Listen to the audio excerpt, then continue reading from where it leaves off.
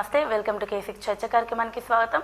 ఈ కార్యక్రమంలో రాష్ట్ర ముఖ్యమంత్రి ఉద్యోగుల ఉపాధ్యాయుల పెన్షనర్ల వేతనాలు పెంచుతూ 30% ఫిట్మెంట్ను అంగీకరిస్తూ మార్చి 22న అసెంబ్లీలో ప్రకటించారు. ఇందులో కాంట్రాక్ట్ అవుట్సోర్సింగ్ ఉద్యోగులకు సంబంధించిన అంశాలు ఎలా ఉన్నాయి, ఈ నేపథ్యంలో రాష్ట్ర ప్రభుత్వంలో కీలకమైన బాధ్యతలను నిర్వర్తిస్తున్న కాంట్రాక్ట్ అవుట్సోర్సింగ్ ఉద్యోగుల వేతనాలపై పీఆర్సీ కమిటీ ప్రతిపాదనలు ఏమిటి, రాష్ట్ర ప్రభుత్వం పీఆర్సీని ఎలా అమలు చేయనున్నది, దీని గురించి చర్చించుకునేందుకు కాంట్రాక్ట్ అవుట్సోర్సింగ్ ఉద్యోగుల రాష్ట్ర నాయకులు కె రామ్మోహన్ రావు గారు మన స్టూడియోలో ఉన్నారు. నమస్తే సార్. నమస్తే. మరి వారిని అడిగి మనం తెలుసుకుందాం. సార్ మరి చెప్పండి సార్, రాష్ట్రంలో కాంట్రాక్ట్ అవుట్సోర్సింగ్ ఉద్యోగులు ఎంతమంది ఉన్నారు మన జిల్లాలో కూడా? వాస్తవానికి ఎన్నో పోరాటాలు, ఆందోళనలు, విజ్ఞప్తులు చేయటం మూలంగా 32 నెలల సుదీర్ఘ విరామం తర్వాత ముఖ్యమంత్రి గారు మార్చి 22వ తేదీన అసెంబ్లీలో ఉద్యోగులకు సంబంధించి, పెన్షనర్లకు సంబంధించి 30% ఫిట్మెంట్ను అంగీకరిస్తూ ప్రకటన చేయటం జరిగింది. ఈ ఫిట్మెంట్ ఏదైతే ఉందో ఇది రాష్ట్రంలో పనిచేస్తున్నటువంటి కాంట్రాక్ట్ అవుట్సోర్సింగ్ ఉద్యోగులకు కూడా వర్తిస్తుంది అని చెప్పేసి వారు ప్రకటించారు. వాస్తవానికి పే రివిజన్ కమిటీ కూడా కాంట్రాక్ట్ అవుట్సోర్సింగ్ ఉద్యోగులు వారి యొక్క వేతనాలు, వీటి గురించి కూడా, వారి సర్వీస్ కండిషన్స్, వీటి గురించి కూడా అనేక సిఫార్సులు చేయటం జరిగింది. ఇవాళ రాష్ట్రంలో దాదాపు 4,91,000 పోస్టులు, శాంక్షన్డ్ పోస్టులు ఉన్నాయి. దానిలో 3 లక్షల మంది ఉద్యోగులు పనిచేస్తూ ఉన్నారు. 1,91,000 పోస్టులు ఖాళీగా ఉన్నాయి. ఈ 1,91,000 పోస్టులతో పాటుగా ఇంకా కొన్ని స్కీమ్స్ సంబంధించి కొన్ని కొత్త పోస్టులు, లేకపోతే అవసరాల రీత్యా కూడా తీసుకున్నటువంటి కాంట్రాక్ట్ అవుట్సోర్సింగ్ ప్రాతిపదికన తీసుకున్నటువంటి పరిస్థితి ఉంది. మొత్తం మీద 1,61,000 మంది ఇవాళ తెలంగాణ రాష్ట్రంలో కాంట్రాక్ట్ అవుట్సోర్సింగ్ ప్రాతిపదికన పనిచేస్తూ ఉన్నారు. ఈ ఫిట్మెంట్ ఏదైతే ఉందో, ఫిట్మెంట్ రూపైన మా కాంట్రాక్టు అవుట్సోర్సింగ్ ఉద్యోగులకి మరి అమలు కాకపోయినా వేతనాలు మాత్రం పెంచటం, అదేవిధంగా రివైజ్ చేయటం అనేది పీఆర్సీ ప్రతిపాదించింది. అదేవిధంగా మన ముఖ్యమంత్రి గారు కూడా ఈ 30% అనేది ఏదైతే ఉందో ఇది ప్రతి ఒక్కరికి కూడా వర్తిస్తుంది. ముఖ్యంగా ఆశా వర్కర్స్కి, అంగన్వాడీ వర్కర్స్కి, అదేవిధంగా ఇతర అనేక వర్గాలకు కూడా ఇది వర్తిస్తుంది. కేవలం పెన్షనర్లకి, ఉద్యోగులకి, ఉపాధ్యాయులకి, వీళ్ళకి మాత్రమే కాదని కూడా వారు ప్రకటించడం జరిగింది. కాబట్టి ఇది కాంట్రాక్ట్ ఉద్యోగులకి మాత్రం చాలా సంతోషాన్ని కలిగించింది.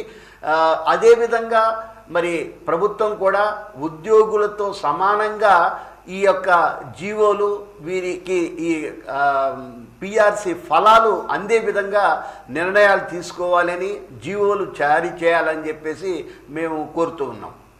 సార్, మరి మార్చి 22న అసెంబ్లీలో ముఖ్యమంత్రి కేసీఆర్ గారు పీఆర్సీ గురించి ప్రకటించారు కదా, మరి వీరికి వర్తిస్తుందా? ఖచ్చితంగా వీరికి కూడా వర్తిస్తుందని ముఖ్యమంత్రి గారే ప్రకటన చేశారు. అదేవిధంగా పీఆర్సీ కమిటీ కొన్ని సిఫార్సులు కూడా చేసింది. అనేక సిఫార్సులతో పాటుగా కాంట్రాక్ట్ అవుట్సోర్సింగ్ ఉద్యోగులకు సంబంధించి కొన్ని సిఫార్సులు చేసింది. ఇప్పటి వరకు 3 కేటగిరీస్గా ఈ కాంట్రాక్ట్ అవుట్సోర్సింగ్ ఉద్యోగుల్ని మన మార్చారు. ఆ విధంగా వారిని కేటగిరైజ్ చేశారు. మొదటి కేటగిరీలో ఇప్పటి వరకు కూడా 12,000 రూపాయలు వేతనం పొందుతున్నటువంటి వారికి ఇవాళ 19,000 రూపాయలు ఇవ్వాలి అని చెప్పేసి పీఆర్సీ రికమెండ్ చేసింది. అంటే ఈ 12,000 రూపాయలు అనేది ఏదైతే ఉందో ఆ 4వ తరగతి ఉద్యోగులు, దానికి సమానమైనటువంటి డ్యూటీస్ చేస్తున్నటువంటి డేటా ఎంట్రీ ఆపరేటర్స్ కావచ్చు, ఇతర ఎవరైతే ఉన్నారో అలాంటి వారందరికీ కూడా ఇది వర్తిస్తుంది. అదేవిధంగా ఇప్పటి వరకు 15,000 రూపాయలు పొందుతున్నటువంటి కాంట్రాక్ట్ అవుట్సోర్సింగ్ ఉద్యోగులు ఎవరైతే ఉన్నారో వారు junior assistant, data entry operators, లేకపోతే సూపర్వైజర్స్, ఈ కేటగిరీకి సంబంధించినటువంటి వాళ్ళందరికీ కూడా 22,900 రూపాయలని ప్రతిపాదించడం జరిగింది. అదేవిధంగా సీనియర్ అసిస్టెంటు, వారికి సమానమైనటువంటి కేటగిరీస్లో పనిచేస్తున్నటువంటి వాళ్ళు ఎవరైతే ఉన్నారో వారికి ఇప్పటి వరకు 17,500 ఇస్తూ ఉన్నారు. వారికి కూడా ఈరోజు 31,040 రూపాయలు ఇవ్వాలని పిఆర్సి కమిషన్ రికమెండ్ చేయడం జరిగింది. వీటితో పాటుగా వీరికి ప్రతి సంవత్సరం 1000 రూపాయలు అదనంగా ఇంక్రిమెంట్ రూపేణా ఇవ్వాలని చెప్పి సిఫార్సు చేసింది. అంతేకాకుండా కాంట్రాక్ట్ పీరియడ్ ఏదైతే ఉందో ఇప్పటి వరకు 1 సంవత్సరంకి ఒకసారి ఈ రెన్యువల్స్ అనేది జరుగుతూ ఉంటాయి. అయితే ఈ 1 సంవత్సరం కాకుండా 2 సంవత్సరాలకు ఒకసారి కాంట్రాక్ట్ పీరియడ్ని రెగ్యులరైజ్ చేయాలి అని చెప్పేసి చేయడం జరిగింది. వాస్తవానికి విపరీతమైనటువంటి పని భారంతో ఈ కాంట్రాక్ట్ అవుట్సోర్సింగ్ ఉద్యోగులు పనిచేస్తూ ఉన్నారు. ఎంఆర్ఓ ఆఫీసు నుంచి సెక్రటేరియట్ వరకు నగరం కావచ్చు, గ్రామం కావచ్చు, పట్టణం కావచ్చు, ప్రతి ప్రజా పరిపాలనలో ఈ కాంట్రాక్ట్ అవుట్సోర్సింగ్ ఉద్యోగులు ఈ 1,61,000 మంది పనిచేస్తూ ఉన్నారు. వీరికి ఏదైతే ఇప్పుడు ఉన్నటువంటి కనీస వేతనాలు కావచ్చు, లేకపోతే పెరుగుతున్నటువంటి నిత్యావసర ధరలు, అదేవిధంగా విద్య వైద్యం కోసం ఖర్చు పెడుతున్నటువంటి ఈ పరిస్థితి, వీటన్నిటినీ దృష్ట్యా వాస్తవానికి వీళ్ళ వేతనాలు పెంచాల్సినటువంటి అవసరం ఉంది. ఏదైతే పిఆర్సి రికమెండ్ చేసిందో అది కూడా చాలా స్వల్పంగా రికమెండ్ చేసింది. అయితే ఈ 30% అనేది కనీస వేతనం అనే దాన్ని ఫిక్స్ చేసి, అంటే ఉదాహరణకి ఒక ఉద్యోగి ఏ కేటగిరీలో అయితే పనిచేస్తున్నారో ఆ కేటగిరీకి ఏదైతే బేసిక్ పే ఉందో ఆ బేసిక్ పే ఇచ్చి దానికి అదనంగా 30% కలిపినట్లయితే వారికి న్యాయం జరిగినట్టు ఉంటుంది. ఉదాహరణకు తీసుకోండి, ప్రభుత్వ ఐటీఐలో అసిస్టెంట్ ట్రైనింగ్ ఆఫీసర్ అని చెప్పేసి పర్మనెంట్ ఎంప్లాయీ పనిచేస్తూ ఉంటాడు. అదే ఐటీఐలో కాంట్రాక్ట్ బేసిస్ మీద ఒక అసిస్టెంట్ ట్రైనింగ్ ఆఫీసర్ పనిచేస్తూ ఉంటాడు. వారి క్వాలిఫికేషన్స్ కావచ్చు, అదేవిధంగా విధులు కావచ్చు, రెస్పాన్సిబిలిటీస్ కావచ్చు, అన్నీ కూడా ఒకటే. అయితే వేతనాల్లో మాత్రం వారికి సపరేట్గా వీరికి ఇవాళ 17,500 అట్లా ఇస్తూ ఉన్నారు. అయితే ప్రభుత్వం అదేవిధంగా గతంలో ఉన్నటువంటి నిబంధనలు ఏవైతే ఉన్నాయో బేసిక్ పే 23,100 అనే బేసిక్ పేని వీరికి వర్తించాలా. అదేవిధంగా ఈ 30% అనేది, అదేవిధంగా 30% ఫిట్మెంట్, 30% డిఏ ఏదైతే ఉందో ఆ డిఏని కూడా కలిపి వారికి ఫిక్స్ చేయాల్సినటువంటి అవసరం ఉంది. ఇదే ప్రాతిపదికన ఒక జూనియర్ అసిస్టెంట్గా పనిచేస్తున్నారు అనుకోండి, జూనియర్ అసిస్టెంట్ కాంట్రాక్టు, అదేవిధంగా రెగ్యులర్ ఎంప్లాయీ, ఈ రెగ్యులర్ ఎంప్లాయీకి ఉన్నటువంటి బేసిక్ పే ఏదైతే ఉందో దానినే ఈ కాంట్రాక్ట్ ఎంప్లాయీ కూడా స్థిరీకరించి దానిపైన 30% ఇవ్వటం అనేది న్యాయం. ఈ శాస్త్రీయమైనటువంటి వేతన నిర్ధారణ అనేది ఈ ప్రకారంగా జరగాల్సినటువంటి అవసరం ఉంది. ఎందుకంటే దాదాపు 8 సంవత్సరాల నుంచి ఇప్పుడు నేను చెప్పినటువంటి క్లాస్ 4 కావచ్చు, సీనియర్ అసిస్టెంట్ కావచ్చు, జూనియర్ అసిస్టెంట్ కావచ్చు, ఆ వేతనాల మీద పనిచేస్తూ ఉన్నారు 8 సంవత్సరాలుగా. ఇప్పుడు నిర్ధారించినటువంటి వేతనం ఏదైతే ఉందో ఇది మళ్ళా ఇంకొక 8 సంవత్సరాలు పిఆర్సి మళ్ళీ ఎప్పుడు వస్తుందో తెలీదు, అప్పటి వరకు ఈ వేతనాల్ని కంటిన్యూ చేయాల్సినటువంటి అవసరం ఉంది. కాబట్టి ప్రభుత్వం ఆలోచించి ప్రతి కేటగిరీకి కూడా కనీస వేతనాన్ని, బేసిక్ పేని నిర్ధారించి దానిపైన ఈ 30% అనేది ఫిట్మెంట్గా మరి ఇచ్చినట్లయితే ఆ కాంట్రాక్ట్ అవుట్సోర్సింగ్ ఉద్యోగులందరికీ కూడా న్యాయం జరుగుతుందని చెప్పేసి మా సంఘం పక్షాన మేము అభిప్రాయపడుతూ ఉన్నాం. సార్, మరి కాంట్రాక్ట్ అవుట్సోర్సింగ్ ఉద్యోగులకు పిఆర్సీని ఎప్పటి నుంచి అమలులోకి చేస్తున్నారు? వాస్తవానికి ఇది 2018 జూలై నుంచి అమలు చేస్తామని గతంలో ముఖ్యమంత్రి గారు హామీ ఇవ్వటం జరిగింది. ఆ హామీ ప్రకారంగా కాంట్రాక్ట్ అవుట్సోర్సింగ్ ఉద్యోగులకు కూడా అదే తేదీ నుంచి అమలు చేయాల్సిన అవసరం ఉంది. కానీ అసెంబ్లీలో 12 నెలలు మాత్రమే నేను ఏరియర్స్ ఇస్తామని చెప్పేసి వారి ముఖ్యమంత్రి గారు ప్రకటించారు. ఆ 12 నెలలు అనేది 2020 మార్చి నుంచి అని వారు ప్రకటించడం జరిగింది. అది కూడా రిటైర్మెంట్ అయ్యేటప్పుడు ఇస్తామన్నారు. వాస్తవానికి కాంట్రాక్ట్ అవుట్సోర్సింగ్ ఉద్యోగులకు సంబంధించి రిటైర్మెంటు, వాటికి వచ్చే బెనిఫిట్స్ ఇట్లాంటివన్నీ కూడా లేవు. కాబట్టి నగదు మొత్తంగా ఈ యొక్క 2018 జూలై నుంచి ఇవ్వటం అనేది జెన్యూను. అదేవిధంగా ప్రభుత్వ ఉద్యోగులతో సమానంగా కాంట్రాక్ట్ అవుట్సోర్సింగ్ ఉద్యోగులకు కూడా సెలవులు ఇవ్వాలని చెప్పేసి పిఆర్సి రికమెండ్ చేసింది. అదేవిధంగా మహిళలకి మెటర్నిటీ లీవు 180 రోజులు ప్రభుత్వ ఉద్యోగులతో సమానంగా ఇవ్వాలి అని చెప్పేసి, అది కూడా పెయిడ్ మెటర్నిటీ లీవ్ ఇవ్వాలని చెప్పేసి కూడా రికమెండ్ చేయటం జరిగింది. అదేవిధంగా ఈ ఈఎస్ఐ, ఈపీఎఫ్ ఈ స్కీమ్లు కూడా కాంట్రాక్ట్ అవుట్సోర్సింగ్ ఉద్యోగులకి అమలు చేయాలని చెప్పేసి రికమెండ్ చేసింది.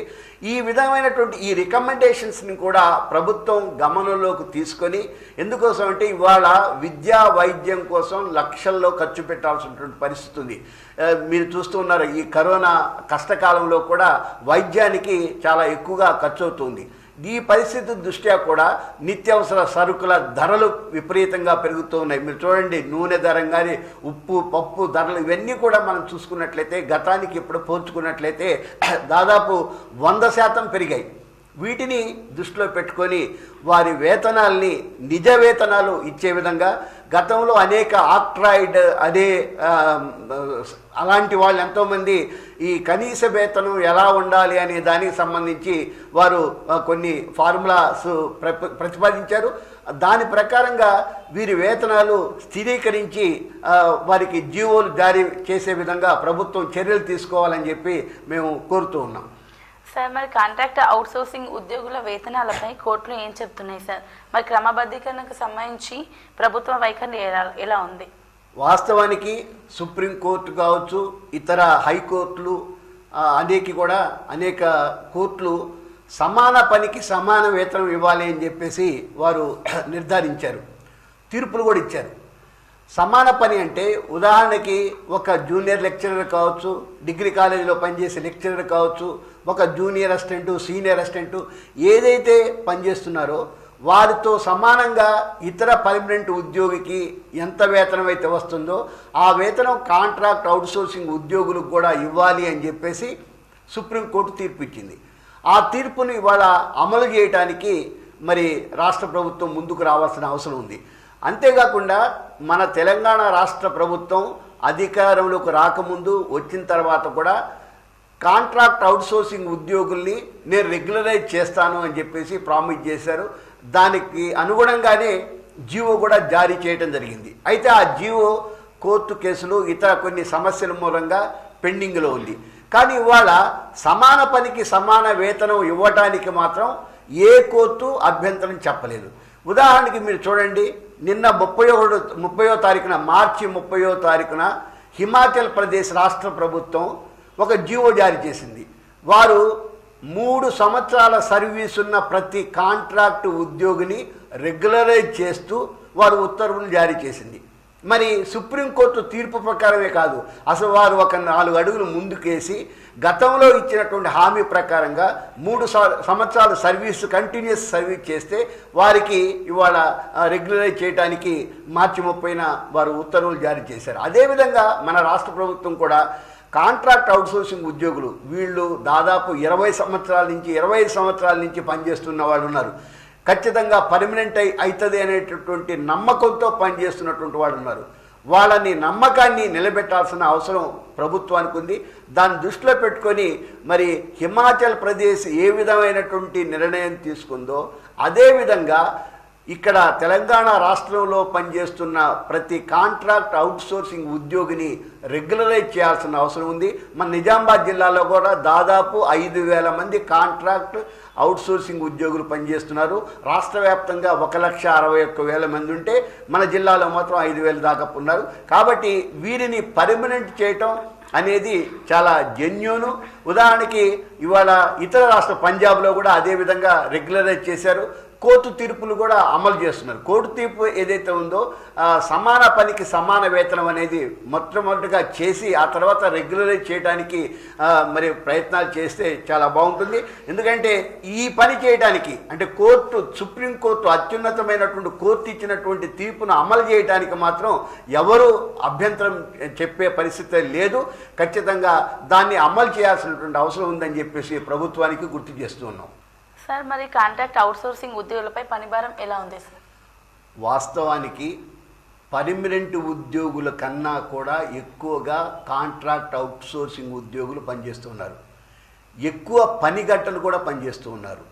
పొందుతున్నది అతి తక్కువ వేతనమైనా కూడా వారు క్రమశిక్షణతోటి ఇవాళ ప్రభుత్వ యంత్రాంగాన్ని నడిపిస్తున్నారన్న ప్రభుత్వం తీసుకొస్తున్నటువంటి అనేక సంక్షేమ పథకాల్ని అమలు చేస్తున్నారన్న దీనిలో కీలకమైనటువంటి బాధ్యతని ఇవాళ కాంట్రాక్ట్స్ అవుట్సోర్సింగ్ ఉద్యోగులు చేస్తూ ఉన్నారు.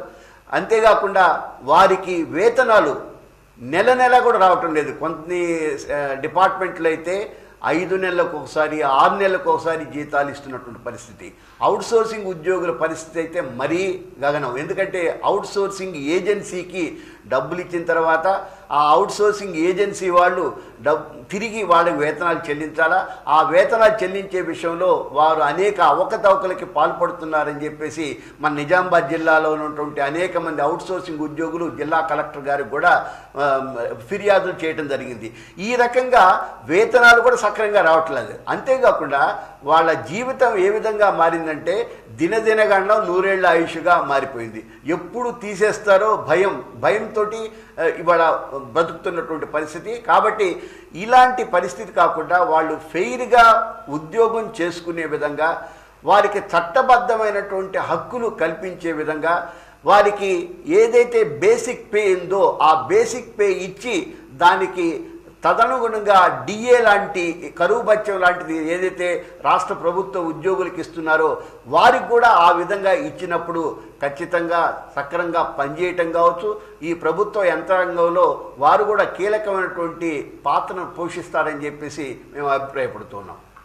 సార్, మీ అమూల్యమైన సమయాన్ని మా K6 ప్రేక్షకులు కేటాయించినందుకు మీకు ధన్యవాదాలు sir. Thank you very much. మంచి కార్యక్రమాన్ని, చర్చా కార్యక్రమాన్ని తీసుకున్నందుకు K6 యాజమాన్యానికి, సిబ్బందికి హృదయపూర్వకమైనటువంటి నమస్కారాలు. ఇది ఇవాళ చర్చా కార్యక్రమం. మరి రేపటి చర్చా కార్యక్రమం మళ్ళీ కలుద్దాం. అంతవరకు చూస్తున్నానని మీ K6.